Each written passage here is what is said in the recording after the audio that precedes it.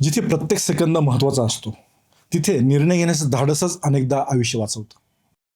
तू असं अचानक एक दिवस तुझ्या हॉस्पिटलला कोविड हॉस्पिटल म्हणून कन्व्हर्ट केलं. That was very bold decision. म्हणजे असं होतं की त्यावेळेस सरकारला सुद्धा माहीत नव्हतं कोविडमध्ये काय केलं पाहिजे आणि that was very panic situation. Battles a ferocious second wave of coronavirus described by Prime Minister Narendra Modi. Doctor are the most health abused people in this country. असे हेल्थ स्मोकिंगचं कल्चर का वाढले? हा रेबेल ॲटिट्यूड आहे. Trying to look cool, trying to be glamorous. हे जोपर्यंत आपण divide नाही करत आहे की glamorous is waking up at 5 AM, glamorous is being. Patient आलेला होता, he was I think 100+ kg weight आणि he had a leg injury, ज्याच्यासाठी तो जनरल प्रॅक्टिशनरकडं ड्रेसिंग आणि ह्या गोष्टी करत होता. तर he suddenly started becoming breathless. प्रिव्हेन्शनकडे ओव्हरऑल बघण्याचा दृष्टिकोन लोकांचा आहे. आणि दुसरं एक रिझन मला असं वाटतं की लोक त्या प्रिव्हेन्शनला ना एवढं सिरियसली घेत नाही. कारण का तुला जर मी विचारलं की तुझ्या मते सायलेंट किलर म्हणून ओळखण्यात जाणारे आजार कोणते आहेत, त्याला तू टॉप ग्रेड कसं करशील? आय थिंक सायलेंट किलरमध्ये बरेचसे आजार येतात, पण टॉप ग्रेड करताना मी असं बोलेन की Gen Z is more clever than any other generation. तर मिलेनियलसाठी काय देशील ॲडवाईस? आपण आता मिलेनियल्स आहोत. आपण जनरेशन अशी आहे ना, दिस इज आजचे आपले गेस्ट आहेत डॉक्टर अजिंक्य भंडारी, एक emergency medicine specialist, hospital administrator आणि हेल्थ केअर एंटरप्रिनर. त्यांनी MBBS केल्यानंतर इमर्जन्सी मेडिसिनमध्ये MD केलं आणि त्यानंतर हॉस्पिटल ॲडमिनिस्ट्रेशनमध्ये MBA सुद्धा केलं. डॉक्टर अजिंक्य यांचा इमर्जन्सी मेडिसिनमधील अनुभव खूप मोठा आहे. त्यांनी मुंबईमधील अनेक नामांकित हॉस्पिटल्समध्ये काम केले, जसं की PD Hinduja hospital Mahim, Holy family hospital Bandra आणि कोकिलाबेन धीरूभाई अंबानी हॉस्पिटल कोपरखेड. पण डॉक्टर भंडारी यांची ओळख केवळ एक इमर्जन्सी फिजिशियन म्हणून नाही. 2019मध्ये त्यांनी पोलेरस हॉस्पिटलची सुरुवात केली आणि पुढे त्याचा विस्तार एका टर्शरी हेल्थ केअर फॅसिलिटीमध्ये करण्यात आला. आणि मग आला कोविड पॅन्डेमिक. तेव्हा कोविड हॉस्पिटल सुरू करणं ही एक खूप मोठी रिस्क होती आणि कोविड एक सामाजिक टॅबू म्हणून ओळखला जायचा. त्या काळात रायगडमधील पहिले प्रायव्हेट कोविड हॉस्पिटल सुरू करण्याचा निर्णय त्यांनी घेतला. आज आपण डॉक्टर अजिंक्य भंडारी यांच्यासोबत बऱ्याच विषयांवर बोलणार आहोत, जसं की आपल्या हेल्थमध्ये कोणत्या गोष्टी आपण वेळेआधी ओळखू शकतो, इंडियामध्ये आजार खूप लेट का डायग्नोस होतात, सायलेंट किलर म्हणून कोणते आजार ओळखले जातात, क्रिटिकल इलनेसमध्ये पहिली काही मिनिटं किती महत्त्वाची असतात, बेसिक लाईफ सपोर्ट देताना एक नागरिक म्हणून आपली जबाबदारी काय, आणि हेल्थकेअरमध्ये प्रिव्हेन्शन आणि टाइमली इंटरव्हेन्शन याची भूमिका नेमकी काय आहे. आणि हो, डॉक्टर अजिंक्य यांनी दिशाफूल हे मराठी पुस्तकही प्रदर्शित केले आहे. तर चला गप्पा सुरू करूया मल्टी फॅसेटेड पर्सनॅलिटी डॉक्टर अजिंक्य यांच्यासोबत.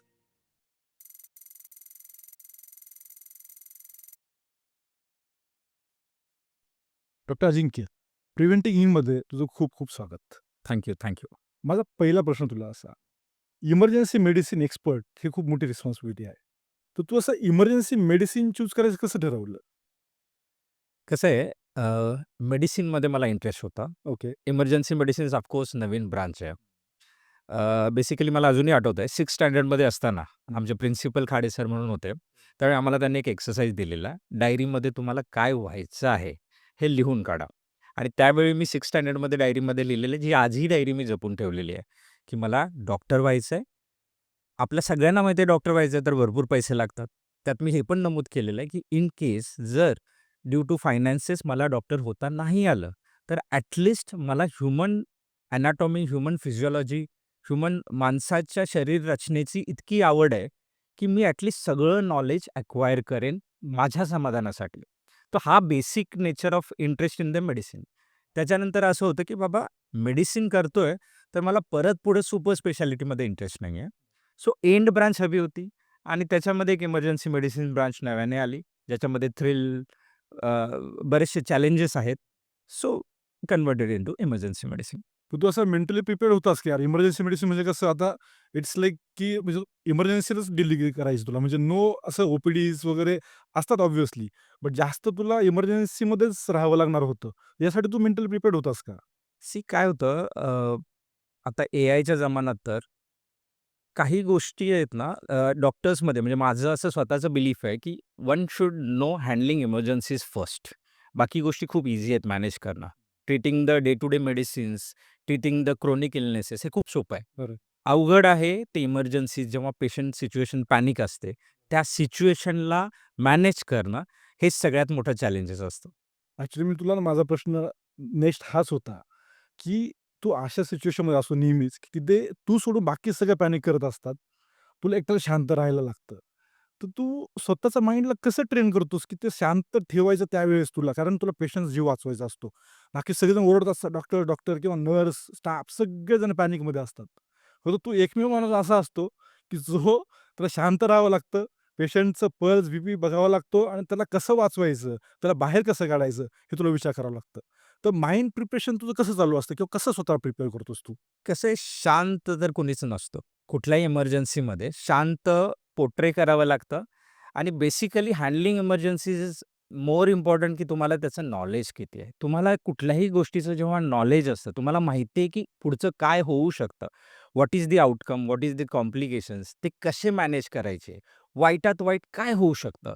हे जेव्हा याचं नॉलेज तुम्हाला, याचं ज्ञान तुम्हाला आहे ना, तेव्हा इमर्जन्सीज मॅनेज करणं इझियर जातं. हां, पण पॅनिक सिच्युएशन ऑफकोर्स ती पॅनिक नसते की जिथं तुमचं काम हॅम्पर होतं. स्ट्रेस प्रत्येक इमर्जन्सी, प्रत्येक लाईफ थ्रेटनिंग सिच्युएशन जेव्हा एखादा पेशंट, कारण आपल्याला माहीत आहे या पुढच्या सेकंदामध्ये एकतर तो वाचणार आहे, नाहीतर त्याचा जीव गमावणार आहे. त्यामुळे every minute is challenging, no doubt about it. पॅनिकनेस तितका जरी नसला तरी जबाबदारीचं प्रेशर हे प्रत्येक इमर्जन्सीला असतंच असतं. ते हे डॉक्टर होण्याचं जे स्वप्न आहे ना, मला असं वाटतं, की बऱ्याच वेळा ते आपल्या पॅरेंट्सच्या इच्छेसाठी झालेलं असतं किंवा आपल्या पॅरेंट्सने किंवा टीचरने जे डॉक्टरची जी इमेज पोर्ट्रे केलेली असते ना, बिगर than or larger than life, त्याचा एक इम्पॅक्ट असतो. पण खरं असं मला डॉक्टर व्हायचं ना, असं मला एक्झाम्पल फार क्वचितच सापडतं. तर तुला आधीपासून डॉक्टर व्हायचं होतं, तर मग तू असं कोणती मोटिव्हेटिंग घटना तुझ्या आयुष्यात घडली, की तू डॉक्टर व्हायचं ठरवलं? अ, अशी काहीच घटना नाही फ्रँकली. त्याची मला आवड होती. म्हणजे कशी लागली आवड पण म्हणजे? नाही, इंटरेस्ट म्हणजे प्रत्येक आपलं ह्युमन बॉडी हे इतकं complex engineered and complex structure आहे ना, तुम्ही त्यात इंटरेस्ट घेतला ना, तर पुढचं ऑटोमॅटिकली तुम्हाला इंटरेस्ट यायला लागतो आणि मला वाटतंय प्रत्येकाची आवड ही त्याला डिसाईड करते तुम्हाला काय करायचंय. तर त्या फील्डची आवड असल्यामुळे अगदी 5वीच्या डायरीमध्ये मी सेल काय असतं, त्याचे टाइप्स काय असतात, सेलचं डिव्हिजन कसं होतं, ह्या गोष्टी आवड म्हणून लिहिले आणि पुढे जाऊन मग बायोलॉजीमध्ये मी ते दहावी टॉपर. आवडेल मला. 100% आपण या पॉडकास्ट नंतर मी तुला दाखवेन. आणि आमचे म्हणजे मला अजूनही काही मित्र सांगतायत, की मी तिथून स्कूलमध्ये पास झाल्यापासून अजूनही आमचे बायोलॉजीचे जे टीचर होते, जर ते बघत असतील, तंडे सर म्हणून होते. आजही माझं उदाहरण ते देत आहेत. भलेही मॅथ्समध्ये मला खूप कमी मार्क होते. बायोलॉजी कधीही सरप्राईज टेस्ट जरी घेतली तरी आउट ऑफ कन्फर्म वॉव! होतो. सो ती आवड होती फक्त. मग नीट ॲस्पिरंटला काय सल्ला देशील तू? ज्यांना म्हणजे नीटमध्ये डॉक्टर बनायचं त्यांच्यासाठी काय सल्ला देशील तू? नाही, कसं झालंय आता विथ द टाईम आपण जर इंडियातले सिनारिओ बघितले तर डॉक्टर होणारी लोकं कमी होत चाललेले आहेत. लोकांना डॉक्टर नाही बनायचे बिकॉज वर्क लाईफ बॅलन्सचा फंड आहे. आणि आय थिंक मी एक इंटरव्ह्यू बघत होतो. Work life balance is a myth. See basically आता जर हे आपण पॉडकास्ट करतोय, आपल्याला जर आवडत असेल तर आपल्यासाठी हे फन आहे. आपल्याला हे कुठलीही गोष्ट जेव्हा आवडते तेव्हा त्याचं ओझं नाही वाटत. सिमिलरली तो इंडिव्हिज्युअल चॉईस आहे की त्याला डॉक्टर व्हायचंय की नाही व्हायचंय. राहिला प्रश्न नीटचं जे मध्ये झाला इश्यू तो ऑफकोर्स चुकीचा होता. नो डाउट कुणालाही ते डिमोटिव्हेट करणारी गोष्ट आहे. पण I think everyone should have a plan B. म्हणजे आयुष्यात जर एक गोष्ट करता नाही आली, आपल्याला नियती आणि आपल्याला माहिती नाही की देवाची काय इच्छा आहे. त्यामुळं कधीही डिप्रेशन आणि या गोष्टीला न जाता I think there is nothing wrong to explore a plan B. That's what I feel. कारण जगणं हे सगळ्यात मोठं गिफ्ट आहे आणि त्याच्यापेक्षा महत्त्वाचं I don't feel anything else is there. मला तुझ्याबद्दल आणखी एक गोष्ट आठवते अजिंक्य. ज्यावेळेस कोविड आला होता. तू असं अचानक एक दिवस तुझ्या हॉस्पिटलला कोविड हॉस्पिटल म्हणून कन्व्हर्ट केलं. That was very bold decision. म्हणजे असं होतं की त्यावेळेस सरकारला सुद्धा माहीत नव्हतं कोविडमध्ये काय केलं पाहिजे आणि that was very panic situation. त्या केसमध्ये नवी मुंबईमधलं ते पहिलं पोलॅरिस हॉस्पिटल पहिलं हॉस्पिटल होतं, की ज्यांनी कोविड ॲडमिशन स्टार्ट केलं. तर तो डिसिजन घेताना तू काय विचार केला होता? किंवा त्या थॉट प्रोसेसमध्ये कोविडमध्ये आपल्याला, अरे आपल्याला पण झाला तर काय होईल, कसं होईल याचा विचार केला होता कधी तू? नाही कसं होतं थोडंसं तो वेडेपणा असतो. जेव्हा आपल्याला कुठल्याही गोष्टीची आवड आणि थ्रिल असते, तेव्हा आपण त्यातलं बेस्ट करायचं असतं. म्हणजे मला नाही वाटत कुठल्याही पोलीस ऑफिसरला एखादी सोपी केस त्याला समाधान देत असेल. मोस्ट डिफिकल्ट, मोस्ट कॉम्प्लिकेटेड त्यात त्याची आवड असते. त्याला ते त्याचं सॅटिस्फॅक्शन भेटतं. सिमिलरली जेव्हा कोविड आला, तेव्हा एकच होतं फॉर अ गुड थिंग की I was not staying with my parents. हं. त्यामुळं प्रत्येक ॲज अ डॉक्टर माझं स्वतःवरती तर मला काहीच भीती नव्हती.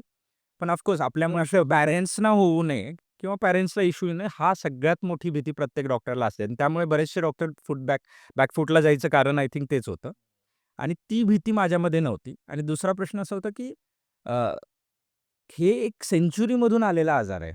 हं. तर याचं थ्रिल इतकं मोठं आहे की बाबा याच्यामधला एक्सपिरियन्स आपल्याला हा आयुष्यभरासाठी स्टोरी सांगणार आहे. बरोबर. अगदी बरोबर. त्यामुळे ही एकमेव प्रायोरिटी डोक्यात होती आणि आम्ही त्याच्यामध्ये पूर्णपणे घुसलो. म्हणजे इतकं की आम्ही पूर्ण पेशंटची चॅरिटी इतकं केलं की जेव्हा कॅपिंग रेट आले, तेव्हा असं झालं की capping rate was higher than आम्ही जे चॅरिटीमध्ये करत होतो. त्या लेव्हलला होतं म्हणजे आवड होती आणि आम्ही व्हेरी हॅपी नाही म्हणजे तर त्यावेळेस पुलरेस हॉस्पिटलचं एवढं नाव झालं, की म्हणजे प्रत्येक नवी मुंबईतल्या प्रत्येक माणसाला पुलरेस हॉस्पिटल माहीत झालं होतं. So that was really great. आणि कोविडच्या आधी तू असं कधी मास कॅज्युअलिटीज हँडल केल्या होत्या का? ऑफकोर्स कॉलेज टाईमला केलेले आहेत. कॉलेज टाईम नंतर काही मी एकदा सांगशील त्याबद्दल कशा पहिलं किंवा म्हणजे माझं मास कॅज्युअलिटीबद्दल प्रश्न काय आहे माहिती आहे का? कारण मास कॅज्युअलिटी बऱ्याच वेळानं आपल्याला ट्रायज करावा लागतो. येस. म्हणजे कोणत्या पेशंटला वाचवायचं आणि कोणत्या पेशंट नाही वाचवायचं हं. आपल्याला डिसाईड करावं लागतं. आणि आय बिलीव्ह की that is very difficult decision. म्हणजे तुमचं पूर्ण नॉलेज पणाला लावायचं आहे. ते ठरवायचं तुम्हाला कोणत्या पेशंटला वाचवायचं आणि कोणत्या पेशंट नाही वाचवायचं किंवा कोणता पेशंट वाचू शकतो आणि कोणता पेशंट वाचू नाही शकणार. येस. तर हे कधी तुला करायची वेळ आली आयुष्यात? 2-3 इन्सिडेन्सेस आहेत. कॉलेजला असताना मला वाटतं एक बस ॲक्सिडेंट झालेला होता. त्या सिच्युएशनला सिमिलरली तसंच पॅनिक आणि डिझास्टर मॅनेजमेंट होतं आणि I was working in Hinduja hospital. त्यावेळी मला वाटतं एक IBN 7 नेटवर्कच्या न्यूज चॅनलला आग लागलेली होती आणि फ्रॉम द हिंदुजा हॉस्पिटलच्या टीमबरोबर मी तिथं गेलेलो होतो. आणि हे 2 इन्सिडेंट्स असे होते. एक होता ऑन ग्राउंड म्हणजे IBNचं जे झालेलं होतं ऑन ग्राउंड. तिथे आग लागली, तुम्ही त्याच्या बाहेर आहे, तुम्ही तिथं ट्रायज करताय आणि डिव्हिजन करून तुम्ही पेशंट शिफ्ट करताय. आणि जो बस ॲक्सिडेंट होता ऑफकोर्स तो हॉस्पिटलमध्ये, कॉलेजमध्ये आलेला होता. त्यामुळे तो सिच्युएशन होती की हॉस्पिटलमध्ये. हे ट्रायज करताना on ground is always difficult कारण तुम्हाला रिसोर्सेस नसतात. सांगा थोडं इंटरेस्टिंग सांगा त्याबद्दल कसं म्हणजे तुम्ही कसा डिसिजन घेता तो? नाही, त्याच्यामध्ये असताना तुम्हाला बेसिकली तेच आहे. Again knowledge. तुम्हाला कॉम्प्लिकेशन्स माहिती पाहिजे. What worst can happen. Luckily त्याच्यामध्ये बर्न इंजुरीज डायरेक्टली नव्हते. पण जे होते ते कार्बन मोनॉक्साईड सफोकेशन या गोष्टीचे कॉम्प्लिकेशन्स, ब्रेथलेसनेस असे केसेस जास्त होते. मग त्यांना तिथे इमिडिएटली ऑक्सिजन देणं, त्यांचे व्हायटल्स बघून इमिडिएटली ॲम्ब्युलन्सनं शिफ्ट करणं, ही तिथे प्रायोरिटी होती.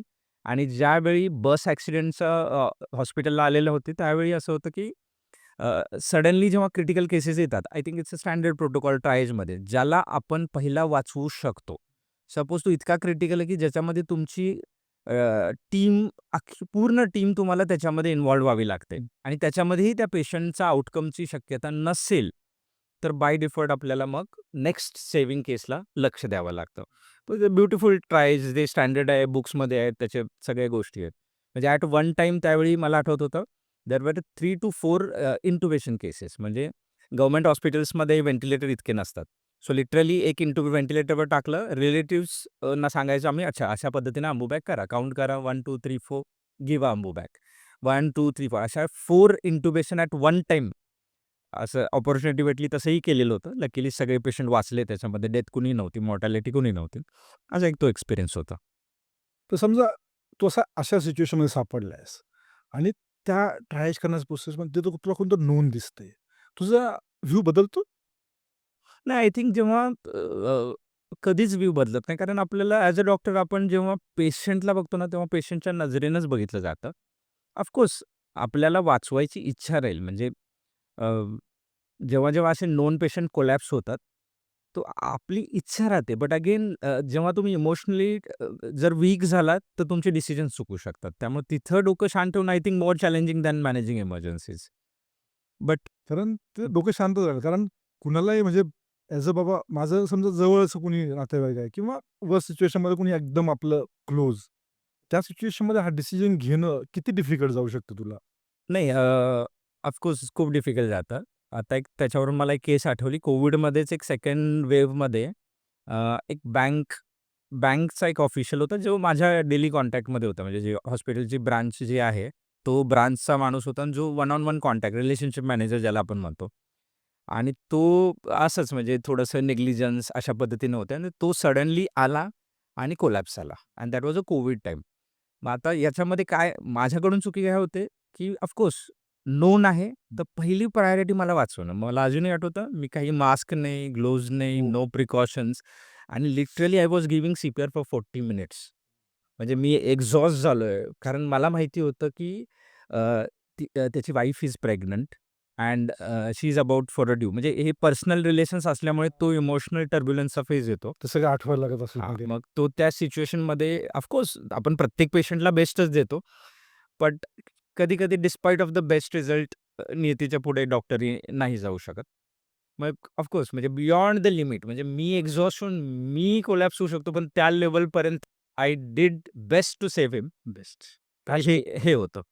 आता डेट डिक्लेअर करणं तुझ्यासाठी म्हणजे कायमच मग त्या सिच्युएशनमध्ये तू लँड अप होतोस. कधी असं रडलं डेट डिक्लेअर केल्यावरती? म्हणजे तो नोन पेशंट नाहीये तुझा. एकदम असं रँडमली हॉस्पिटलमध्ये पेशंट आलाय. तू त्याला वाचवण्याचा प्रयत्न खूप केला. पण नाही सक्सेसफुल झाला आणि तो पेशंट दगावला. तर असं कधी तू रडलाय? म्हणजे असं समोर नाही, पण ॲटलीस्ट कधी केबिनमध्ये येऊन किंवा नाही कुणाला असं असं तर समोर तर ऑफकोर्स कधीच नाही रडलेलो. बट सिच्युएशन टफ असतात. एस्पेशली तुम्हाला माहिती असतं त्यांचं बॅकग्राऊंड जेव्हा तुम्ही त्यांच्याशी डिस्कस करतात. इंडियामध्ये सगळ्यात मोठा इश्यू असतो तो फायनान्सेस. जेव्हा त्यांनी सगळं आपलं पैशाचं पणाला लावून किंवा आपणही आपल्याकडून जेव्हा बेस्ट एफर्ट्स दिलेले असतात आणि तरीही काही कंडिशन्समध्ये आपण नाही वाचू शकत. ऑफकोर्स टफ जाते. त्या रात्री झोपही इतक्या इझिली लागत नसते. बंद दरवाजात आय थिंक रडलो असेन. सिच्युएशन्स आता एक्झॅक्टली नाही आठवणार एखादा मला. टफ कॉल सांगू शकतोस म्हणजे एकदम म्हणजे तुला डेट डिक्लेअर करायची पण तुझ्यासाठी ती फार टफ सिच्युएशन आहे. असा एकदम टफेस्ट कॉल की जो तुला डिक्लेअर करायची वेळ आली. भरपूर असे येतात. सगळ्यात टफ डेथमध्ये कारण माणूस आहे, तो जन्माला आलाय तसा तो मरणार. डेथ डिक्लेअर करणं प्रत्येक वेळी टफ असते. पण एज जेव्हा म्हणजे माणूस जेव्हा पूर्ण जगलाय, एज जेव्हा खूप जास्त आहे, तेव्हा एक कंपॅरेटिव्ह ईझियर असतं. आणि जेव्हा एज कमी आहे, that is where the tough times. म्हणजे तुम्ही एखादं लहान मूल, एखादा toddler age, specially pregnant woman. म्हणजे मला अजूनही आठवतंय कॉलेजमध्ये असताना एक प्रेग्नंट वुमन आलेली होती विथ म्हणजे पोस्ट डिलिव्हरी कॉम्प्लिकेशन्स ज्याला आपण PNC केस म्हणतो. तर मॅटर्नल मॉर्टॅलिटीमध्ये त्याचे सगळे ॲनालिसिस असतात. तर याच्यामध्ये ती केस जी होती ना म्हणजे व्हॉट कॅन वी डू म्हणजे अजून काय करू? काहीही करून तिला वाचवायचं. हा एक एफर्ट्स हातून इच्छा मग त्या रिलेटेड मग आपण गोष्टी कधी बाबा आपण कुठं something where are we missing मग बुक्स बघण्यापासून trying to find out what are he कॉम्प्लिकेशन्सला काय करूया, कशा पद्धतीने करूया. Continuous monitoring hourly, minute wise जे डेडिकेटेडली करता येईल. काहीही करून त्यांना वाचवणं आणि परत जेव्हा नाही वाचतंय तेव्हा ऑफकोर्स इट्स अ फ्रस्ट्रेशन. थोडंसं वाईट वाटतंय ॲज अ ह्युमन बीइंग आणि हे सगळे कॉल्स टफ जातात. No matter what. ओळखीचा असू देत, ओळखीचा नसू देत. This is always tough situation. Death declare करणं हे मला वाटतं प्रत्येक वेळी टफच जातं. शुअर. बऱ्याच वेळा असं होतं की इमर्जन्सी सिच्युएशनमध्ये आपलं काही गोल्डन अवर म्हणून एक टर्मिनॉलॉजी आहे. तर ती टर्मिनॉलॉजी ना बऱ्याच लोकांना माहीत नाही की एक्झॅक्टली गोल्डन अवर काय असतो. तर गोल्डन अवरबद्दल थोडं सांगू शकशील का मला? शी काय आहे कुठलीही इमर्जन्सी म्हणजे बरेच जण मला विचारतात, "अरे, तो असा बोलत होता आणि सडनली डेथ झाली." माझं एक बिलीफ आहे, की प्रत्येक आजार ही वेळ देते. प्रत्येक आजार ही अलार्मिंग सिम्प्टम्स देते. प्रत्येक वेळी ती सांगते, की बाबा there is something wrong in the body. Sudden shutdown machines जसं आपण म्हणतो, हां. तसं नाही होत मशीनचं मेंटेनन्स बघणं, जसं मशीनसाठी आहे तसंच ह्युमन बॉडीसाठी आहे. तर तो मेंटेनन्स बघणं, हा त्याचे चांगला मुद्दा. तू याच्याबद्दल आणखी डिटेलमध्ये डिस्कस करूच आपण या मेंटेनन्स. येस. तर त्याचं अलार्मिंग सिम्प्टम्स जे आहेत, तुम्ही मोस्टली सिम्प्टम्स इग्नोर नाही केलं, तर शक्यतो मला नाही वाटत इश्यूज येतात. 2 लोकांमध्ये गोल्डन अवरमध्ये काय कॉमन चुका होतात, की जे हां. तुम्हाला असं वाटतं यार नाही असं केलं असतं तर मी मी त्याला वाचू हं. शकलो असतो. त्या चुका. नाही तर again coming back to your question, की गोल्डन अवर. तर हे जेव्हा सिम्प्टम्स येतात किंवा कुठलीही कॉम्प्लिकेशन्स होते, ॲक्सिडेंट असेल, हार्ट अटॅक असेल, तो जो सुरुवातीचा पिरियड, तो तुम्ही कशी ट्रीटमेंट करताय, तुम्ही काय डिसिजन घेताय, हे पेशंटचा आउटकम डिसाईड करतं. बरोबर. लिटरली सेप्सिस असेल, इन्फेक्शनमुळे जेव्हा कॉम्प्लिकेशन्स होतात, बरेचसे आपण बघतो व्ही-आय-पी लोकं असतात, जे पेरिफेरी असतात. इनिशियली गोल्डन अवरमध्ये चुका झालेल्या असतात. नंतर मग दे एअरलिफ्टेड टू लीलावती एंड ऑल, पण आउटकम राहत नाही. सो गोल्डन अवर मॅनेजमेंट हा पेशंटचा पूर्णपणे आउटकम डिसाईड करतो. त्यामुळे इनिशियल ट्रीटमेंट जिथं लोकं इग्नोर करतात, ते कधीच केलं नाही पाहिजे. ओके. मग तो गोल्डन चालू एक्झॅक्टली म्हणजे हॉस्पिटलमध्येच आपण त्याला कन्सिडर करतो, की पेशंट ज्या ठिकाणी कोलॅप्स झाला किंवा ज्या ठिकाणी काही कॅज्युअलिटी झाली, तिथपासून तो सुरू होतो? जिथं कोलॅप्स झालाय तिथून चालू होतो. हॉस्पिटलला ऑफकोर्स तिथं तर चुका माफच नाही आहेत, कारण तिथे आल्यानंतर तर by default they are expert people, doctors आहेत, त्यांना माहिती आहे. कॉमन चुका होतात ते त्याच्या आधी, जे लोकांना माहिती नाही. मग त्यासाठी आपण अवेअरनेस करणं as a doctor, I think that's one we तसं शुड कॉन्ट्रिब्यूट. तशा सिच्युएशनमध्ये समजा एक एक सल्ला तू काय देऊ शकतो, की जर समजा तुमच्या आजूबाजूला काही इमर्जन्सी सिच्युएशन घडली, तर फर्स्ट रिस्पॉन्स त्यांचा काय पाहिजे? ती इमर्जन्सी कंडिशनवरती आहे. म्हणजे एक्झॅक्टली काय घडलं? जसं काय हार्ट ठरलं अटॅक त्यांना बाजूच्या लोकांना तर कळणार इमर्जन्सी किंवा कोलॅप्स झाला म्हणजे त्यांच्यासाठी ती इमर्जन्सीच झाली. नाही, तर मग याच्यामध्ये मला वाटतं, की प्रत्येकानं लेट इट बी एनीवन. एक लेमॅनसाठी जस्ट. हां, लेमॅनसाठी त्यांनी जसं मी आपण त्याला म्हणतो बेसिक लाईफ सपोर्ट, हे प्रत्येकाला आलंच पाहिजे. Very good. तर I think that should be mandatory. Mandatory करायला पाहिजे ना? केलं तर चांगलं आहे, पण इंडियात जसं आपलं आधार कार्ड अपडेट होतं, आपण लिंक करतो आधार कार्ड, पण तो कधीच मॅन्डेटरी केला गेला नाही कोर्स. नाही, काही ठिकाणी केलेलं आहे. म्हणजे मला आता बरेचसे माझे मित्र जे जिममध्ये ट्रेनर आहेत, अच्छा. बऱ्याचशा ह्याच्यामध्ये त्यांना कंपल्सरी केलेलं आहे. जे जिमचे ट्रेनर आहेत. कारण जिममध्ये अलीकडे कोलॅप्स व्हायचं प्रमाण खूप वाढलं आहे. कारण ते somewhere they try to push their limit without understanding the symptoms. त्यामुळे तिथं कंपल्सरी केलं आहे. आय थिंक ड्रायव्हिंगसुद्धा कंपल्सरी असलं पाहिजे, पण ड्रायव्हिंगचा आपला मोस्टली अनएज्युकेटेड क्राउड असतो. But I feel basic life support is कुणीही करू शकतं. म्हणजे त्याच्यामध्ये काही टेक्निकल खूप असं नाही. त्याच्याबद्दल आणखी अवेअरनेस व्हायला पाहिजे. अवेअरनेस ऑफकोर्स पाहिजे. लोकं डॉक्टर करतायत, लोकं व्हिडिओज आहेत. पण अगेन काय असतं, लोकं त्याला सिरियसली घेत नाहीत. जेव्हा तुम्ही सिरियसली इन्व्हॉल्व होऊन ती गोष्ट तुम्हाला कळेल, तेव्हा तुम्हाला त्या सिच्युएशन, कारण प्रत्येक वेळी त्या सिच्युएशनला तुम्हाला ते सुचलं पाहिजे आणि तुम्ही तिथं ते केलं पाहिजे. चुकीच्या ठिकाणी सीपीआर देऊन तुम्ही कॉम्प्लिकेशन्स पण नाही केलं पाहिजे, हे पण इक्वली महत्त्वाचं आहे. अगदी बरोबर. केलेलं चांगलंच आहे आय थिंक. मॅन्डेटरी करायला पाहिजे. म्हणजे आपण एक सजेशन देऊ शकतो, की मॅन्डेटरी व्हायला पाहिजे. काही Basic फील्ड life support हा कंपल्सरी. Course yes. टीचर्स असतील, म्हणजे जिथं त्यांना मास लोकांची इन्व्हॉल्वमेंट आहे, त्या मास इन्व्हॉल्वमेंट असणाऱ्या लीडरनी केलंच पाहिजे. टीचर्स असतील, जसं जिम ट्रेनर आहे, टीचर्स आहे. ड्रायव्हिंग लायसन्सला केलं तर नो हार्म. अशा प्लेसेसला कंपल्सरी ड्रायव्हिंग लायसन्स डेफिनेटली करू शकतो. आहे. देअर आर युरोपियन कंट्रीज ज्याच्यामध्ये आहे compulsory. You need to do the BLS course. त्याच्यानंतरच तुम्हाला लायसन्सला अप्लाय करू शकता. तर खरंच त्यांनी खूप म्हणजे फरक पडेल. म्हणजे जर इमर्जन्सी आउटकमचा जर आपण विचार केला, म्हणजे आता तसं ओव्हरऑल किती पर्सेंटेज आपला समजा एखादा पेशंट इमर्जन्सीमध्ये लँडअप झालाय, तर असा काही डेटा आहे का, की एवढे पर्सेंट लोकं दगावतात आणि एवढे पर्सेंट जगतात, असं काही? नाही, आपल्याकडे इंडियामध्ये proper data as such maintain नाही आहे. ओके. बट मेजॉरिटी इश्यूज जे होतात ते बिफोर हॉस्पिटल, जेव्हा घरी पेशंट कोलॅप्स होतो, ते काय ॲज सिम्पल ॲज एक्झाम्पल, मी कायम एक एक्झाम्पल देईन. 2 ठिकाणी मिरॅक्युलस रिझल्ट येतात. एक असतं सडनली शुगर लो होणं, hypoglycaemia. Very easy to treat आणि खूप चांगला रिझल्ट येतो. आणि डायग्नोस कसं करायचं पण मग? मोस्टली जिथं डायबिटिक नोन आहेत त्याच केसेसमध्ये हायपोग्लायसेमिया होतो. त्यामुळं anyone who's diabetic should be aware of hypoglycaemia symptoms. म्हणजे कंपल्सरी आहे. म्हणजे तुम्ही डायबिटीसची गोळी घेताय आणि तुम्हाला शुगर लोचे सिम्प्टम्सच माहीत नाहीये, किंवा तुमच्या घरच्यांना त्यात कसं करायचं ट्रीटमेंट माहीत आहे, हे कंपल्सरी माहिती पाहिजे. And there are many videos, many channels.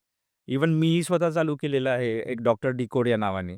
But I feel हे लोकांनी सिरियसली घेतलं पाहिजे. आणि सेकंड एक्झाम्पल मी देईन इलेक्ट्रिक शॉक. इलेक्ट्रिक शॉक हा is a very easy to treat, जर बायस्टँडर्ड तिथे जो आहे, ही नोज द CPR. कारण त्याच्यामध्ये स्पेशली इलेक्ट्रिक शॉकमध्ये जितके डेथ होतात, हाऊसहोल्ड इलेक्ट्रिक शॉक, हेवी व्होल्टेजमध्ये ऑफकोर्स जगण्याचे चान्सेस खूप कमी राहतात. हाय व्होल्टेजमध्ये जेव्हा इलेक्ट्रिक करंट पास होतो हार्टमधून, हार्टबीट इर्रेग्युलर होतात आणि मोस्टली जे अरेस्टमध्ये जातात, ज्यांना काहीही कोमॉर्बिडिटीज नाही आहे, अच्छा. असे केसेस बायस्टँडरनी फक्त काही सेकंद CPR जरी दिला, तर ते पूर्णपणे रिव्हर्ट होऊ शकतात. आता प्रॉब्लेम आज आहे, की त्या बाजूच्या माणसाला, बाजूच्या व्यक्तीला याचं नॉलेज पाहिजे.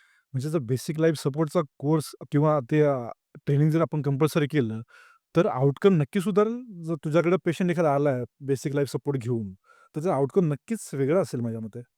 100% पण त्याच्यामध्ये जेव्हा आपण इंडियात कुठली गोष्ट कंपल्शन करतो, तेव्हा क्लेरिकल वर्क म्हणून जर ती झाली फक्त ते दाखवण्यासाठी बाबा करतोय ना, ऑन पेपर मग आपण ऑन पेपर नको. हे Yes. खरंच लोकांना वाटलं पाहिजे आतून, की नाही मला बेसिक लाईफ सपोर्ट यायला पाहिजे. ॲटलीस्ट मी कुणी जर माझ्यासमोर कोलॅप्स झाला, तर त्याला at least primary basic life support मी देऊ शकलो येस, पाहिजे. येस. आय थिंक काही कंट्रीजमध्ये even once you are pregnant तर ते couple has to do the basic life support. The couple has to do the चोकिंगसाठी रेमेडी म्हणजे हो. हेमलिच मॅन्युअर ह्याच्याबद्दल बेसिक ट्रेनिंग हे खूप कंट्रीजमध्ये केलं हां, जातं. हे द्यायला पाहिजे ॲक्चुअली, कारण चोकिंगच्या केसेस भरपूरच होतात. आणि ते इमिडिएटली सेवेबल आहे. ओडीजमध्ये तर खूपच कॉमन आहे. They don't reach to the hospital ना. प्रॉब्लेम हाच आहे की बाबा हॉस्पिटलला पोहोचूच शकत नाहीत. त्या बायस्टँडरनं तुम्ही नो मॅटर तुम्ही किती श्रीमंत असाल, तुम्ही किती हाय-फाय हॉस्पिटलला जाल, पण त्या बायस्टँडरनं केलेली मदत आणि केलेल्या चुका त्या पेशंटचं फेट डिसाईड करतात. राइट. तुला असं वाटतं का, की आपल्या इंडियामध्ये डिसीज खूप लेट डायग्नोज होतात? Do you agree with me? 100% काय असा थोडंसं जर टाईमली डायग्नोसिस होण्यासाठी आपण काय केलं पाहिजे? सी तरी आता थोडंफार हेल्थ चेकअपचं प्रमाण वाढलेलं आहे. आपल्याकडं गावी अशी म्हण असायची की त्याच्यात प्राऊड असायचं. म्हणजे अजूनही मी जेव्हा गावाकडे जातो, आमचे रूट्स गावाकडेच आहेत. आम्ही जेव्हा गावाकडे जातो तेव्हा गावाकडं एक खूप प्राऊडली बोललं जातं, हॉस्पिटल आणि डॉक्टरची पायरी धरली नाही कधीही. कोर्ट आणि हॉस्पिटल. याच्यात अभिमान असायचा. म्हणजे कधी जन्मात हॉस्पिटल अरे गुड हॉस्पिटलाइज न होणं अभिमानच आहे. ऑफकोर्स असलं पाहिजे. You are healthy. But that doesn't mean you are 100% healthy कारण तुम्ही टेस्ट नाही केलेल्या. आणि ऑफकोर्स डायबिटीज, ब्लड प्रेशर हे आजार सिम्प्टम्स देतच नाहीत. So unless you do a regular checkup, regular health screening, तर हे प्रिव्हेंटिव्ह केसेस नाहीच होणार. जेव्हा ते हॉस्पिटलला येतात तेव्हा ऑलरेडी कॉम्प्लिकेशन्स असतात. ऑलरेडी त्यांचा HbA1c 10च्या वरती असतो. मेनी पॅरामीटर्स डिरेंज्ड असतात. मग ते एक इर्रिव्हर्सिबल स्टेजला जेव्हा जातं, त्याच्यानंतर त्याचा काही फार उपयोग होत नाही. That is the common reason in India I feel. एक ऑस्ट्रिच इफेक्ट असतो. तर ते ऑस्ट्रिच इफेक्ट आपल्या प्रिव्हेन्शनमध्ये पण लागू होऊ शकतो का? म्हणजे ऑस्ट्रिच इफेक्टमुळे लोकं बाबा नको काही निगेटिव्ह आलं तर कशाला डोक्याला ताप म्हणून ते करतच नाहीत टेस्ट. असं होतंय का? किंवा तुझ्याकडे काही पेशंट येतायत, तू त्यांना टेस्ट करायला सांगतोस, हे करून घ्या. पण नाही, नाही डॉक्टर नंतर करतो, बघू नंतर. म्हणजे जनरली ज्या रिक्वायर्ड टेस्ट असतात ते तर करतच असतील लोकं. तू समजा ट्रॉपाय लिहून दिलं, तर लोकं करणारच आहेत. मग तू सांगितलं की बाबा एखादा प्रिव्हेंटिव्ह हेल्थ चेकअप करून घ्या. तर त्याबद्दल लोकांचा ॲक्सेप्टन्स कसा असतो किंवा तू कसं रिएक्ट होतात लोकं त्याला? नाही, इंडिया ना ही आपली इमोशनल कंट्री आहे. म्हणजे पेशंटशी जेव्हा इंटरॅक्ट करतो, मला हेही लक्षात आलेलं आहे, काही लोकं टेस्ट यासाठी करत नाहीत for a particular period.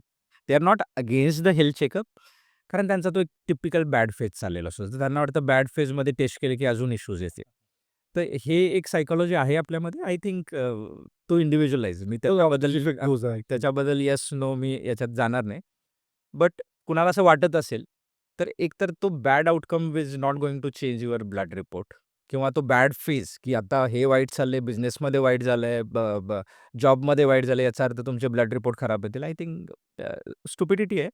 But आपलाच थोडासा आपण इमोशनल असल्यामुळे हे सगळे ॲस्पेक्ट बघायला लागतात. पण जेव्हा ते बॅड फेजमधून बाहेर येतात तेव्हा मग चेकअप करणं विसरून जातात. हा एक टिपिकल पॅरामीटर्स किंवा टिपिकल एक नेचर म्हणू आपण त्याला. हे एक थोडं यंग किंवा मिड एजमध्ये लोकांमध्ये आहे. प्रिव्हेन्शनकडे ओव्हरऑल बघण्याचा दृष्टिकोन लोकांचा वेगळा आहे माझ्या मते. म्हणजे आणि दुसरं एक रिझन मला असं वाटतं, की लोकं त्या प्रिव्हेन्शनला ना एवढं सिरियसली घेत नाहीत. कारण का, की प्रिव्हेन्शनने काय होतं हे त्यांना माहीतच नाहीये. आता फॉर एक्झाम्पल आपण प्री डायबेटिक तुला माहिती आहे. प्री डायबेटिकबद्दल मला सांग थोडंसं. एखादा प्री डायबेटिक असेल, तर तो त्याचा डायबिटीज म्हणजे तो रिव्हर्सल होऊ शकतो. लवकर डायग्नोज झाला, प्री डायबेटिक स्टेजला आहे, लाईफस्टाईल मॉडिफिकेशन केले, तर त्याला डायबिटीज होण्यापासून वाचणार आहे. That is real prevention. म्हणजे प्री डायबेटिक स्टेजला तो डिटेक्ट व्हायला पाहिजे. पण हे कुणीच लक्षात कुणाची शुगर वाढली, चला ट्रीटमेंट चालू, डायबिटीस आहे तुला आणि कर ट्रीटमेंट. तर याबद्दल प्री डायबेटिकबद्दल थोडं सांगू शकशील का मला, की कसं तो लोकांना हेल्पफुल होऊ शकतो डायबिटीसपासून रोखण्यासाठी? सी कसं आहे, एक तर डायबिटीज हा लाईफस्टाईल आजार आहे. बरोबर. त्यामुळे अर्ली फेजमध्ये म्हणजे मी पेशंटला तर रुटीनली सांगतो, अर्ली फेजमध्ये only on a diet and lifestyle मॅनेजमेंटमध्ये हा आजार 100% रिव्हर्स होऊ शकतो. त्याच्यामध्ये कुणाचंच दुमत नाही. आय डोंट थिंक कुणी डॉक्टरसुद्धा त्याच्या अगेन्स्ट असेल. प्री डायबेटिक असलं तो रिव्हर्स होऊ शकतो. 100% pre diabetic even early stage. Of course it required a discipline, पण रिव्हर्सर होऊ शकतो. डायबिटीज आजही रिव्हर्सिबल डिसीज आहे. त्याच्यात अजिबात दुमत नाही आहे. फक्त प्रॉब्लेम हा आहे, की तो डिसिप्लिन असणं लाईफस्टाईलमध्ये, खाण्यामध्ये, एक्सरसाइज ह्या ज्या गोष्टी आहेत, ही लोकं काही दिवसासाठी करतात. रेग्युलराइज नाही आहे आणि I think popping pills become easier for them. त्यामुळे हे आजही दुमत नाही आहे, की early stage diabetes is a 100% treatable on a lifestyle. मग जेव्हा ते लेट येतात, जेव्हा कॉम्प्लिकेशन येतात, ऑफकोर्स त्यावेळी कितीही त्यांनी ठरवलं, की आता मी लाईफस्टाईल सगळं सुधरेन आणि मला गोळी नको आहे, it's not possible that way. बरोबर. प्री डायबेटिक कसं डायग्नोज करता तुम्ही? जनरली पेशंट तुमच्याकडे येतो आणि ब्लड टेस्ट, नथिंग एल्स. कारण सिम्प्टम्स डायबिटीजचे इतके वेग आहेत, की पॉलिफेजिया, पॉलियुरिया म्हणजे आपल्याला खाऊ खूप वाटतं, लघवीलासारखं जायला लागतं. काही लोकांमध्ये वेट गेन आहे, तर काही लोकांमध्ये वेट लॉस पण आहे. दोन्ही टिपिकल केसेस, ओबीज आणि थिन दोन्ही डायबिटिक केसेस इंडियामध्ये आपण रुटीनली बघतो. युरिन फ्रिक्वेन्सी इन्क्रीज होणं असेल, लिथार्जिक वाटणं म्हणजे एनर्जेटिक न वाटणं. हे सगळे कॉमन आणि वेग सिम्प्टम्स असल्यामुळे अनलेस तुम्ही टेस्ट कराल, तर तुम्हाला डायबिटीज कुणीही, जगात कुणीही सांगू शकत नाही. हां, पूर्वी ऑफकोर्स एक रॉ मेथड होती, सोपी होती, की जिथं तुम्ही युरिन करताय, जिथं तुम्ही लघवी करताय, तिथं आजूबाजूला मुंग्या लागल्यात ओके. कारण युरिनमधून साखर जाते. आणि पूर्वी साखरेला म्हणजे असं वर्णन आपल्या जुन्या पुस्तकांमध्ये, ग्रंथांमध्ये असं आहे, की साखर हा हळू तुम्हाला तुमच्या अवयवांना लघवीतून डिस्ट्रॉय करायला लागतो. म्हणजे तो डिसॉल्व्ह करून डिस्ट्रॉय ऑलमोस्ट सगळेच ऑर्गन इन्व्हॉल्व होऊ शकतात diabetes. 100%. Diabetes complications affect every organ of the body. बरेचसे काही स्किन इन्फेक्शन घेऊन येतात. मग त्यांना नंतर कळतं अरे शुगर आहे. So diabetes is taken lightly of course, but it's very important. आपण बऱ्याच आजारांना सायलेंट किलर म्हणतो. तर तुला जर मी विचारलं, की तुझ्या मते सायलेंट किलर म्हणून ओळखले जाणारे आजार कोणते आहेत? तर त्याला तू टॉप ग्रेड कसं करशील?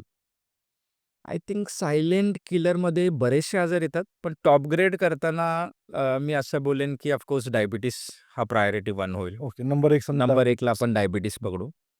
नंबर 2ला सध्या कॅन्सरचं प्रमाण वाढलं आहे. कॅन्सर तर खूपच झपाट्याने एक्झॅक्टली. तर कॅन्सर कुठल्याही प्रकारचा कॅन्सर असेल त्याला नंबर 2 पकडेन. नंबर त्याला एक 3 ऑन्कोलॉजिस्ट बोलत होतो. तो काय बोलला माहिती आहे का? 9 मधल्या एका माणसाला कॅन्सर होतोय. एवढं त्यांनी त्याची म्हणजे I have to cross verify त्याचं तेवढं आहे का तेवढं बर्डन. बट तो म्हटला, की काही दिवसात ती स्टे येणार आहे. नाही, 2 नंबरला कॅन्सर आपण कॅन्सरचं प्रमाण 100% वाढलेलं आहे. अगेन नंबरला लाईफस्टाईल. 3 नंबरला blood pressure, hypertension. Hypertension. 4 number 4 number जायचं असेल तर मी सांगेन जी-आय इश्यूज, गट रिलेटेड, गट. Gastric issues, gastric symptoms. मग त्याच्यामध्ये आय-बी-एस असेल. कार्डियाक.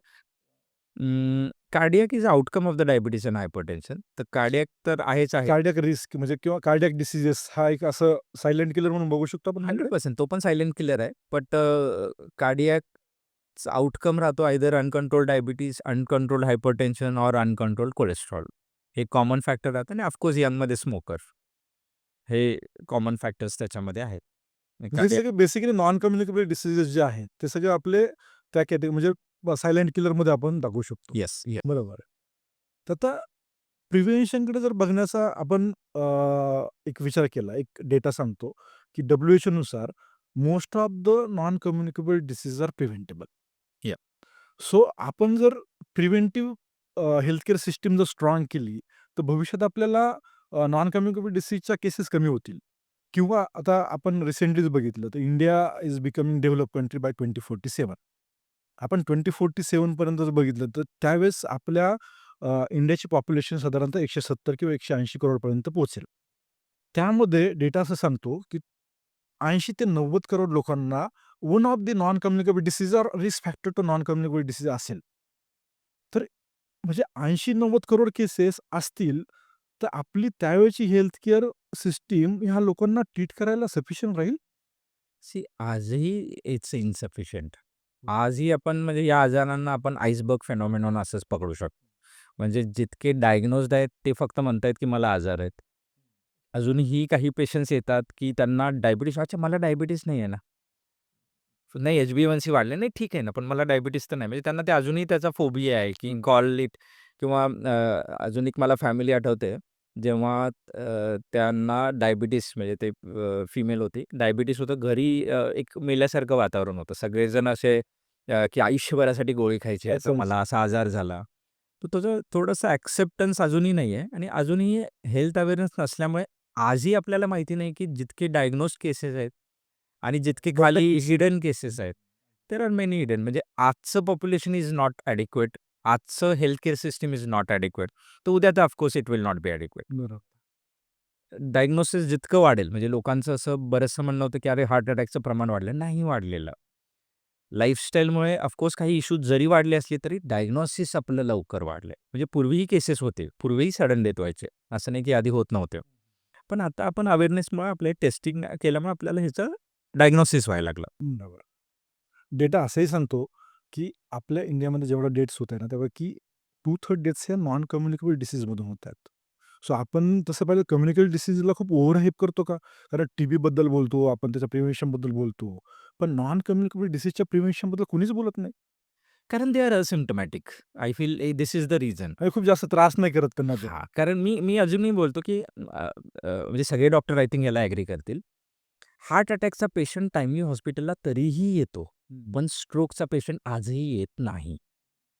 कारण स्ट्रोकला पेन होत नाही आणि हार्ट अटॅकला पेन होतं. Though mechanism is the same for both diseases. त्यामुळे हा माइंडसेट आणि मेंटॅलिटीचा फरक आहे.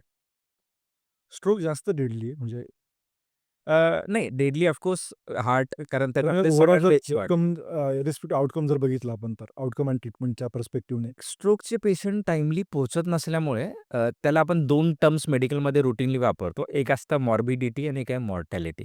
तर स्ट्रोकमध्ये मी म्हणेन मॉर्टॅलिटी जरी कमी असले because of the treatment, delayed treatment असल्यामुळे मॉर्बिडिटी 100% वाढते. द क्वालिटी ऑफ लाईफ कमी होते. आपण जगतोय. आज सायन्स वाढल्यामुळे जगणं हे सोपं झालंय. पण क्वालिटी ऑफ लाईफ 100% अफेक्ट होते. आणि याला लोकं प्राधान्य देत नाहीत. म्हणजे कुणालाही मला नाही वाटत आहे की जगायचं with the less quality of life. I think quality of life should be the first parameters जे आपण प्रत्येक आजारात विचार केला पाहिजे. Whether it's communicable or non communicable. आता ॲज अ पॅथॉलॉजिस्ट म्हणून मी भरपूर डॉक्टरांसोबत कनेक्ट आहे. त्यांची मला कधी आपण त्यांच्यासोबत कधी इंटरॅक्शन झाली ना, त्यांच्याकडून मला एक कॉमन कंप्लेंट ऐकायला नेहमीच भेटते. काही पेशंटला टेस्ट करायला सांगतो, पण ते पेशंट करत नाहीत. म्हणजे असं काय होतं म्हणजे समजा आता आपण मेडिकलला जरी गेलो, तरी पूर्वी व्हायचं ते, आता होतं की नाही मला माहीत नाही. पण समजा डॉक्टरने जर समजा अँटिबायोटिक प्रिस्क्राईब केलं असेल, त्यापैकी ते मेडिकलला 2च बरोबर टॅबलेट कापून देतो. तसं पॅथॉलॉजीमध्ये पण होतं. म्हणजे टेस्ट करायला सांगितलं, नाही अर्धच करा, मग आता मला नाही बरं वाटतंय, मग नाहीच करत. हे सगळं का होतंय?